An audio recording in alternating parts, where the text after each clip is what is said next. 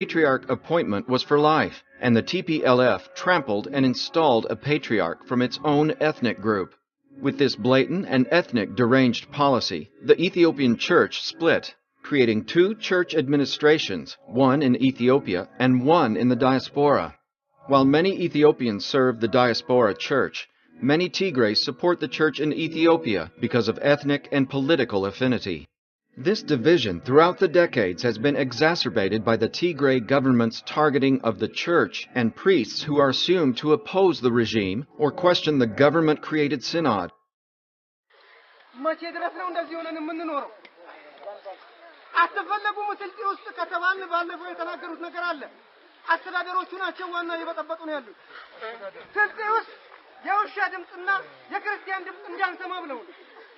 ይሄን ካሉን ለምን ቦታ አይሰጡም?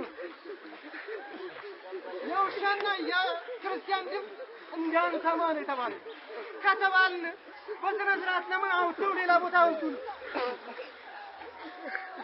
ምድሪቷ የኛ ካልሆነች ተወልደን አድገንባት ተጋብተንባት ክርስቲያኖች እኮ ብንሆን እምነታችን ክርስትና ቢሆን ከስልጤ ተዋልደን ተደባልቀን የኖርን ሰዎች። አሁን ግን ተሸጥን፣ ተለወጥን። ምን አለ ከእንደጅማው ከምንታረደው ከምንገደለው በስነ ስርዓት አውጥተው ሌላ ቦታ ቢወስዱ። ይሄንን ቀጣይስ ምን እያያችሁልን ነው? አሁንም ተደራጅተው የህግ አካሎች ይገሉናል፣ ይጨርሱ። Amara priests particularly have been the targets of beatings, torture, arrests, and killings in the northern part of the country, Gondar. The millennium-old Waldeba Monastery is a case in point where Amara priests were blatantly told they had to leave the monastery because they were not Tigray and were not allowed to serve. This occurred because they were questioning a construction that would destroy part of the monastery.